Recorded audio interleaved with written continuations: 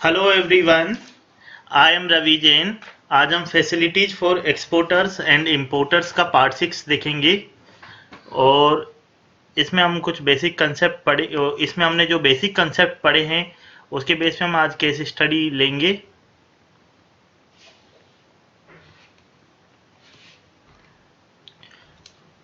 और ये जो केस स्टडी है, इससे हमारे कुछ कंसेप्ट जो इसमें पढ़े हैं तो वो थ्योरी के कंसेप्ट भी और अच्छे से क्लियर होंगे। एंड सेकंड जो इम्पोर्टेंट बात है कि दिस केस स्टडी जो है श्योरली आपके एग्जाम का पार्ट होने का बहुत चांसेज है, क्योंकि यही एक इसमें केस स्टडी बनती है इसी टाइप की। तो हम इसको पढ़ते हैं। ये हमने बुक से ली है, सोर्स इसका मैकमिलन बुक है डायरेक्टली।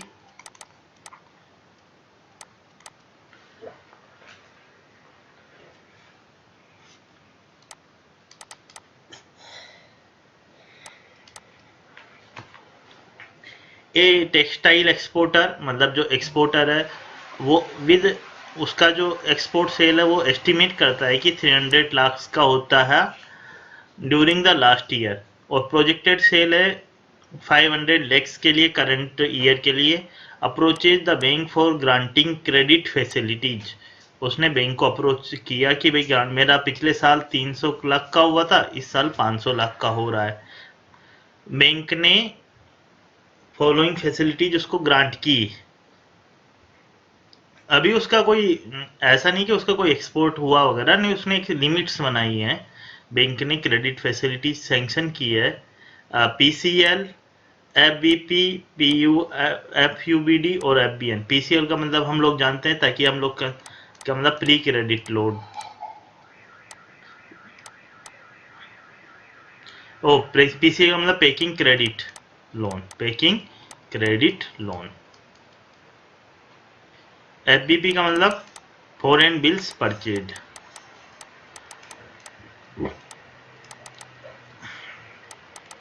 एफयूबीडी का मतलब foreign usance bill, foreign usance bill, foreign usance bill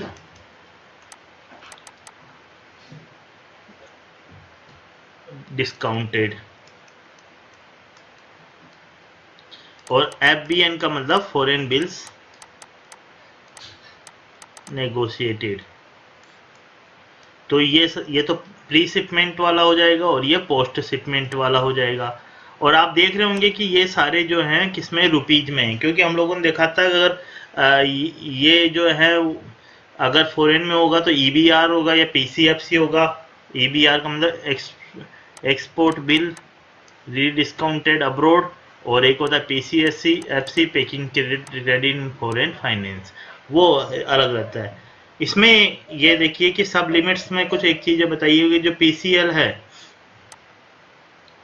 वो 25% मार्जिन पे मिलेगा एफओबी वैल्यू में। ये हमने कंसेप्ट पढ़ाई थे कि एफओबी वैल्यू पे मिलता है पीसीएल, अगर या एफओबी वैल्यूबल नहीं तो एलसी वैल्यू पे, या एलसी वैल्यू जो भी डोमेस्टिक कॉस्ट है गुड्स की उस पर मिलेगा। तो और हमने ये पीसीएल है उसमें ये कंसेप्ट पढ़ा था। तो और इसने लिमिट बना रखी है 50 लाख की, ठीक है कोई बात नहीं। एफबीपी अगर लेना चाह रहा है वो तो 10% मार्जिन पे बिल अमाउंट जो भी होगी, बिल की अमाउंट होगी उस पर 10% मार्जिन के बाद एफबीपी मिलेगा। और जो एफबीडी है वो फिर 15% मार्जिन पे मिलेगा। और अगर एफ बी एन लेना चाहते हैं तो नेगोशिएट, कोई मार्जिन नहीं है, और उसने ये लिमिट्स बनाई है। अब क्या होता है कि ये तो ठीक है उसने लिमिट्स वगैरह बना ली, अब रियल में उसको एक ऑर्डर मिलता है यूएसडी 50,000 का। किसका मिलता है? यूएसडी 50,000 का। किस पे ऑर्डर मिलता है? ये C I F, cost insurance freight basis पे। मतलब उसमें जो उसमें कंपोनेंट इंक्लूडेड है, कौन कौन से इंक्लूडेड? कॉस्ट और इंश्योरेंस भी इंक्लूडेड है। एफओबी में क्या होता है? केवल कॉस्ट और इंश्योरेंस इंक्लूडेड नहीं होते। सी एफ आर होता तो क्या होता? कॉस्ट, सी एफ आर होता तो क्या होता कि कॉस्ट में क्या क्या इंक्लूड होते? केवल फ्रेट इंक्लूडेड रहता, फ्रेट इंक्लूडेड रहता। एफओबी में फ्रेट इंक्लूडेड रहता। और सी आई एफ है तो इसमें क्या इंक्लूडेड है? फ्रेट और इंश्योरेंस। क्या क्या इंक्लूडेड है? फ्रेट प्लस इंश्योरेंस एफओबी में। ये अगर आपको समझ में आ जाएंगे ये कंसेप्ट, आप जब हमारा वो जो इनको टर्म्स वाला चैप्टर है उनको देखेंगे तो। और ये जो वैल्यू है सीआईएफ वैल्यू है या ये वैल्यू है, ये हमारे लिए इंपॉर्टेंट है क्योंकि हमारा जो पीसीएल है वो किस पे डिपेंड करता है, एफओबी वैल्यू पे। ये हमने पढ़ा है, ये काफी अच्छा क्वेश्चन है। इसको एक्सपोर्ट करना है textile dyed hand printed to UK with shipment to be made by 15 सितंबर 2016 को इसको शिपमेंट करना है। शिपमेंट की दी हुई है तो शिपमेंट से पहले वो क्या करेगा, शिपमेंट तो बाद में होगा, उससे पहले ही वो इसके पास कंफर्म ऑर्डर आ गया तो वो क्या कर सकता है, बैंक को अप्रोच किया उसने 2 जून 2016 को पीसीएल के लिए, और यूएस डॉलर का इतना ऑर्डर आया था और बैंक ने रिलीज कर दिया, ठीक है, as per terms of section. फिर उसके बाद क्या है कि 31 अगस्त 2016 को बैंक को, वो एक्सपोर्टर है वो बैंक को सबमिट करता है एक्सपोर्ट डॉक्यूमेंट्स यूएसडी 48,000 का। डॉल हो सकता है ऑर्डर इतने का हो, पर वो जो जब है वो एक्सपोर्ट डॉक्यूमेंट्स उतने का, मतलब उसने उतना ही प्रोसेस किया है, ठीक है, वो तो कोई प्रॉब्लम नहीं है। वो इतने का जब बिल दे रहा है यूएसडी, तो इसमें जो है ये जो आ रहा है ना against the order for USD, ठीक है। The documents are drawn on 30 days usance 30 days usance as per terms and order. मतलब साइट बिल नहीं है, जो बिल है वो क्या है, मतलब वो जो बिल है वो मतलब क्या है कि फॉरेन बिल से उसने क्या किया है, डिस्काउंटेड किए हैं, उसने क्या किए हैं, डिस्काउंटेड किए हैं, साइट बिल नहीं है। लिखा हुआ भी है the bank discounts the documents at the day applicable rate, adjust the PCL outstanding and credit the balance to exporter account. मतलब जब भी वो पोस्ट शिपमेंट जो लोन देगा उसमें पीसीएल जो दे दिया उसको एडजस्ट करेगा और बाकी जो अमाउंट है वो एक्सपोर्टर को देगा। और जो recovering interest up to, interest भी लेगा कब तक, नोशनल ड्यू डेट तक। और पीसीएल के लिए जो है वो अलग से इंटरेस्ट लेगा। इस पे जो पोस्ट शिपमेंट फाइनेंस है उस पर भी इंटरेस्ट लगेगा। और जो हमने देखा था कि जो इंटरेस्ट है वो नोशनल ड्यू डेट तक अलग लगता है और नोशनल ड्यू डेट के बाद अलग लगता है। जो कंसेशनल इंटरेस्ट रेट है वो नोशनल ड्यू डेट तक लगेगी। उसके बाद क्या लगेगी, कंसेशनल इंटरेस्ट रेट कब तक लगेगी, नोशनल ड्यू डेट तक लगेगी। उसके बाद जो इंटरेस्ट रेट है वो लगेगी ज्यादा वाली। डॉक्यूमेंट रियलाइज होते हैं किस पे, 29 अक्टूबर को। और जो वैल्यू डेट है, वैल्यू डेट का मतलब 27 को, मतलब कि जिस दिन ये क्या होंगे, बैंक के नोस्ट्रो अकाउंट में आ जाएंगे। फॉरेन करेंसी बिल है तो बैंक के जो नोस्ट्रो अकाउंट है उसमें आ जाएंगे, तो उसको क्या बोलेंगे, इफेक्टिव डेट ऑफ रियलाइजेशन बोलेंगे। ये सारे कंसेप्ट हमने पढ़े हैं। और फॉरेन बैंक का जो चार्जेज है वो इतना लगता है, वो ठीक है, ये चार्जेज वगैरह हैं। बैंक है वो सारा adjust the outstanding post shipment advance allowed against the bill on 31 अगस्त 2016 को करता है ये सारा काम। अब इसके बाद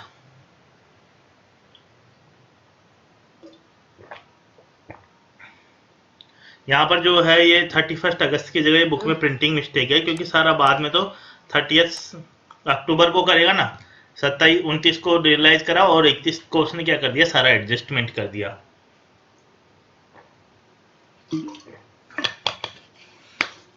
ठीक है।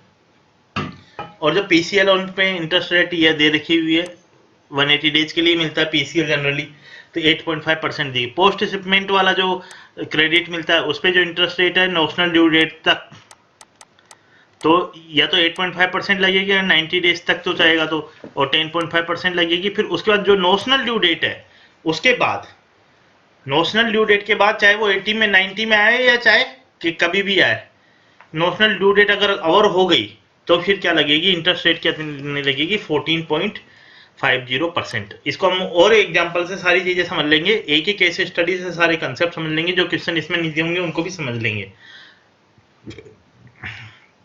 अपने को यूएसडी टू आईएनआर रेट्स दी हुई है 2 जून 2016 की, जो बिल बाइंग रेट है जिस दिन उसको वो पीसीएल लेने आया, 2 जून 2016 को पीसीएल लेने आया, तो 68.20 बिल सेलिंग रेट। टीटी से कोई मतलब ही नहीं है यहाँ पर, क्योंकि वो टेलीग्राफिक ट्रांसफर हो ही नहीं रहा है। 31 अगस्त को 2016 टीटी बाइंग रेट ये थी, बिल बाइंग ये थी, टीटी सेलिंग ये थी, बिल सेलिंग ये थी। Premium for 30 days was quoted as. तो टीटी वाली रेट से तो कोई मतलब ही नहीं है, बिल बाइंग और बिल सेलिंग रेट ही हमें काम की है। अब कुछ क्वेश्चन है, पहला क्वेश्चन है कि what is the amount that bank allows HPCL to the exporter given the export order considering insurance और फ्रेट कॉस्ट दी हुई है ऑफ 12% ऑफ 12%। तो सबसे पहले तो हमारे पास जो इसमें जो आंसर है आप लोग देखेंगे कि जो भी सारे आंसर हैं वो आंसर क्या है रुपीज में, क्योंकि पीसीएल है वो रुपए में देना है। तो आपके पास जो ऑर्डर था वो कितने रुपए का था, 50,000 का। तब तो उसने शिपमेंट नहीं किया था ना 2 जून को जब उसको पीसीएल मिला, क्योंकि उससे पहले तो उसको 50,000 सीआईएफ बेसिस पे ऑर्डर था। तो सीआईएफ वैल्यू जो है ऑर्डर की वो क्या थी, 50,000 यूएसडी। उसको अपन को किस में कन्वर्ट करना पड़ेगा, रुपए में बदलना पड़ेगा कि नहीं बदलना पड़ेगा। तो रुपए की जो रेट है जो उनकी क्या लगाएंगे, बिल बाई, क्योंकि बैंक क्या कर रहा है डॉलर का जो डॉलर का बिल है वो बाई कर रहा है। Bank is taking the dollar, exporter के पास जो डॉलर आएंगे, मतलब हम समझने के लिए समझ रहे हैं कि बैंक क्या कर रहा है, बिल बाई कर रहा है, क्योंकि बैंक के जो डॉलर है वो बाई कर रहा है, उसके बदले में रुपए देना चाह रहा है, तो कम से कम रुपए देना चाहेगा। तो कौन सी रेट लगाएगा, 68.20 वाली रेट लगाएगा। कौन सी रेट लगाएगा, 68.20। जो बैंक की फिलोसॉफी है सोने की तरह, आप लोग हमारे पुराने चैप्टर भी देख सकते हैं, बैंक की फिलोसॉफी उसके हिसाब से काम। तो इसको इसमें क्या कर दिया अपन ने, इसको रुपए में कन्वर्ट कर दिया है। यहाँ अपन ने क्या कर दिया, इस चीज को रुपए में कन्वर्ट कर दिया, डॉलर टू रुपए। उसके बाद इसके बाद ये जो है ये सीआईएफ वैल्यू है, इसको रुपए में कन्वर्ट कर दिया, पर इसको अब हम क्या करेंगे, एफओबी वैल्यू में कन्वर्ट करना पड़ेगा। तो एफओबी में क्या होगा कि एफओबी वैल्यू तो क्या होती है बोर्ड तक आने की, फिर उसमें इंश्योरेंस और फ्रेट जुड़ने में सीआईएफ आता है। तो आपको क्या करना पड़ेगा, 12% अमाउंट घटानी पड़ेगी, ठीक है। 12% अमाउंट और कम करनी पड़ेगी, तब जाके वैल्यू आएगी कि नहीं आएगी। तो 12% तब इस सीआईएफ को अपन को एफओबी में कन्वर्ट करने के लिए इसमें सीआईएफ में से सीआईएफ का जो भी 12% है आपको क्या करना पड़ेगा, डिडक्ट करना पड़ेगा 12/100, ठीक है। यही तो हुआ। अब ये डिडक्ट करने का मतलब क्या हो गया, 88% हो गया वैल्यू। मतलब अगर किसी चीज का 12% कम करना है, मतलब जो ये आंसर है इसको अगर एफओबी में बदलना है तो इसको क्या करना पड़ेगा, आपको 0.88 से मल्टीप्लाई करना पड़ेगा, तो 12% कम हो गया ऑटोमेटिकली। अब उसके बाद इसमें क्या एक और डाटा दिया हुआ है, क्योंकि अपन को ध्यान रखना है कि बैंक ने मार्जिन भी बनाए हुए हैं, तो उनको नहीं छोड़ना है एग्जाम में, क्वेश्चन में। तो उन्होंने मार्जिन दिया हुआ, पीसीएल में कितना परसेंट मार्जिन है, 25%। मतलब बैंक कम देगा, 25% और कम देगा, लोन मार्जिन रखेगा जो भी वैल्यू है। तो मतलब क्या होगा, 25% कम देगा मतलब 75% ही देगा, मतलब 0.75 से और आपको इससे मल्टीप्लाई करना पड़ेगा। ये मार्जिन वाला फैक्टर है। इसके अलावा कई बार यहाँ पर एक और फैक्टर दिया जाता है, प्रॉफिट। अब मान लो कि प्रॉफिट दे देते 10%, तो प्रॉफिट 10% जो दे देता है, इसका मतलब क्या हुआ कि वो प्रॉफिट भी उसकी क्या है कि क्योंकि प्री शिपमेंट जो क्रेडिट है वो किस लिए दे रहे हैं अपन, पीसीएल किस लिए दे रहे हैं, कि उसको बनाने के लिए जो खर्चा आएगा उसके लिए दे रहे हैं ना हम लोग उसको इंश्योरेंस और फ्रेट का पैसा तो देना नहीं चाहते, इंश्योरेंस फ्रेट की कॉस्ट है इसलिए हमने उसको हटा दिया।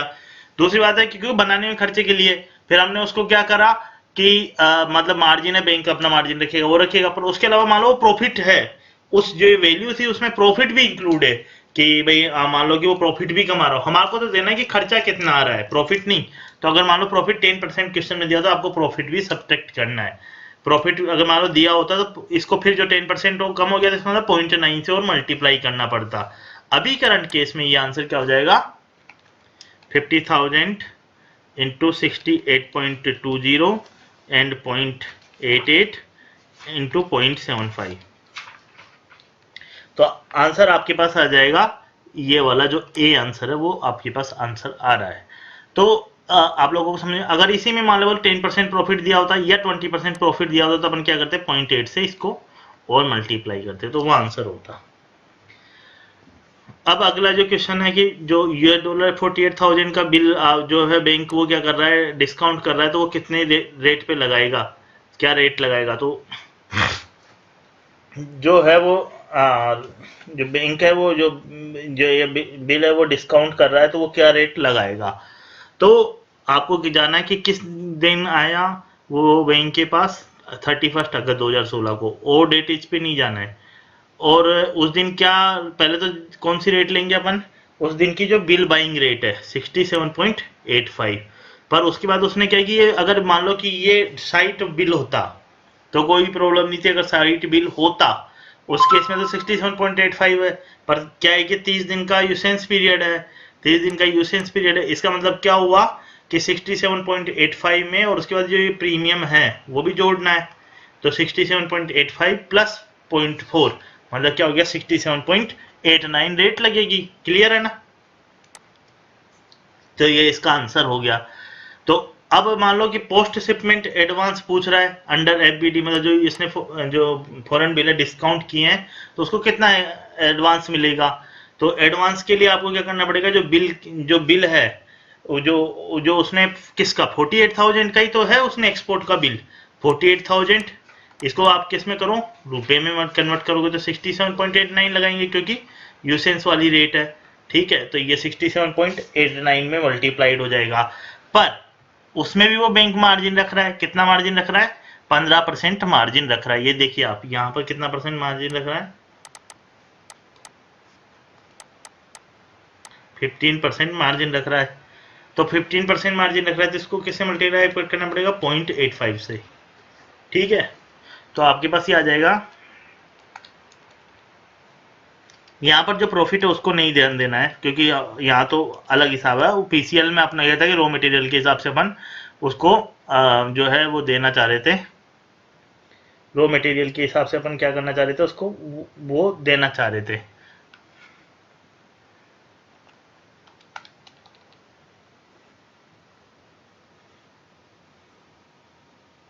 $48,000 67.89 इंटू 0.85, तो आंसर आ जाएगा ये वाला, जो थर्ड वाला आंसर है एग्जैक्टली यही आंसर आ जाएगा। अब इसमें अगला जो क्वेश्चन है वो काफी इंटरेस्टिंग है कि नोशनल ड्यू डेट वो जो है, इस पे बेस्ड 2-3 क्वेश्चन और आ सकते हैं आप जब केस स्टडी देंगे तो, कि नोशनल ड्यू डेट क्या होगी जिस दिन उस बिल की, नोशनल ड्यू डेट क्या होगी सप्लायर की। तो जब उसने 31 अगस्त को दिया है उसी से काउंट होने लग जाएगी। तो 31 अगस्त से आपको क्या करना पड़ेगा, 30 दिन का यूसेंस पीरियड प्लस 25 डेज का वो होता है, तो 31 अगस्त से 55 दिन काउंट करने पड़ेंगे। 25-30 डे तो यूसेंस पीरियड, तो वो 30 डे यूसेंस पीरियड क्या हो जाएगा, प्लस 25 डे और काउंट करने पड़ेंगे। तो आपके पास क्या हो जाएगा, अगस्त से चला गया सितंबर, ठीक है, और सितंबर के बाद अक्टूबर, तो मतलब 25 अक्टूबर 2016 तक जो टाइम है, जो 25 अक्टूबर 2016 तक आपको जो टाइम है उस टाइम तक क्या हो जाएगा, नोशनल ड्यू डेट हो जाएगी। तो अगर मान लो कि 25 अगस्त 2016 तक है, तो जो इसने पोस्ट शिपमेंट जो फाइनेंस लिया है, पोस्ट शिपमेंट जो फाइनेंस लेगा, पीसीएल तो केवल 180 डेज के लिए एप्लीकेबल है, पर जो पोस्ट शिपमेंट फाइनेंस है उस पर जो ब्याज की दर लगेगी वो अगर उस तारीख तक रियलाइज हो जाए, 25 अक्टूबर 2016 तक रियलाइज हो जाए, तो जो क्योंकि 55 डेज है तो ब्याज की दर क्या लगेगी, 8.5% लगेगी। ये पूछ सकता है कभी भी एग्जाम में कि अगर मान लो 25 अक्टूबर 2016 तक तो ब्याज की दर क्या लगेगी, जो इंटरेस्ट रेट है वो क्या लगेगा, 8.5%। 26 अक्टूबर से क्या लगने लगेगा, 14.50% इंटरेस्ट लगेगा, क्योंकि वो जो भी नोशनल ड्यू डेट है उससे ऊपर चला गया। तो एग्जाम में ये भी आ सकता है कि कंसेशनल रेट के लिए नोशनल ड्यू डेट के बजाय what will be the date for concessional rate of interest, तो क्या होगी 25 अक्टूबर 2016, और उसके बाद क्या लगेगा, इंटरेस्ट रेट अलग लगेगी। तो ये पूछ सकता है कि भाई 26 अक्टूबर को 2016 को क्या इंटरेस्ट रेट लगेगी, तो हम लोग बोल देंगे कि भाई इंटरेस्ट रेट लगेगी 14.50%, 14.50% लगेगी। अब ये भी क्वेश्चन आ जाता है इसमें कि जो अगर मान लो कि अभी अभी इसके बाद मतलब जो इंटरेस्ट लगेगा ना, वो जो जो बिल है उस पे जो डिस्काउंट हुआ है वो बिल है, उस पे जो इंटरेस्ट लगेगा वो कब तक लगेगा। तो वो एक क्वेश्चन और आ रहा है कि टोटल जिस दिन भी वो क्या होगा एक्चुअल में रियलाइज होगा तब तक लगेगा। तो एक्चुअल में रियलाइज कब हुआ, 29 अक्टूबर को हुआ, पर वैल्यू कब होगी नॉस्ट्रो अकाउंट में, कब आ गई 27 अक्टूबर को। तो 27 अक्टूबर तक इंटरेस्ट लगेगा। 25 अक्टूबर तक कौन सा इंटरेस्ट लग जाएगा, 8.5%। उसके बाद क्या इंटरेस्ट लग जाएगा, 14.5%। तो 27 जो अगला वाला क्वेश्चन है कि एक्सपोर्ट बिल में जो इंटरेस्ट लगेगा वो कब तक लगेगा, 27 अक्टूबर तक, क्योंकि हमने पढ़ा था कि फॉरेन जो एक्सपोर्ट बिल है फॉरेन करेंसी वाले, उनमें जो इफेक्टिव डेट है जो नोस्ट्रो अकाउंट में क्रेडिट होने की, उसको वैल्यू डेट है, उसको अपन क्या बोलते हैं, इफेक्टिव डेट ऑफ रियलाइजेशन, 27 अक्टूबर 2016 तक। तो ये इस केस स्टडी का ये कंसेप्चुअल है। इसमें एक क्वेश्चन और बन सकता है, 2-3 क्वेश्चन हमने अलग से और बता दिए, पर इसमें 2-3 एक क्वेश्चन और बन जाता है कि भाई बिल का क्रिस्टलाइजेशन कब करेंगे, क्रिस्टलाइजेशन कि भाई कब तक रियलाइज, इसमें तो रियलाइज हो गया 29 अक्टूबर को, डेट थी 25 अक्टूबर, ड्यू डेट क्या थी 25 अक्टूबर। अब इसमें क्या होता है कि पहले तो क्या था कि भाई जो मतलब गाइडलाइंस थी वो ये थी कि भाई 30 डेज के बाद करना है, तो मतलब अगर 25/11 तक नहीं हो जाता तो उसके बाद ही क्रिस्टलाइज कर दो, अगर 25 डे तक नहीं हो जाएगा तो क्रिस्टलाइज कर दो। पर क्या हुआ, उसके बाद क्या हुआ कि भाई ये रूल बना कि बैंक अपनी अपनी पॉलिसी फॉर्मुलेट कर सकता है। तो पर अगर मान लो आपको कोई बैंक क्वेश्चन में दे सकते हैं कि बैंक की पॉलिसी 30 डेज, तो उसके बाद बैंक कब क्रिस्टलाइज करेगा, 25/11/2020 के बाद क्रिस्टलाइज करेगा, 30 दिन का और टाइम देगा कि भाई हाँ हो सकता है ड्यू डेट चली गई, 30 दिन का टाइम दे, उसके बाद क्रिस्टलाइजेशन कर देगा। ये इसके सारे कंसेप्ट है। आई होप आपको बिल्कुल कंसेप्चुअली समझ में आया होगा। Thank you very much.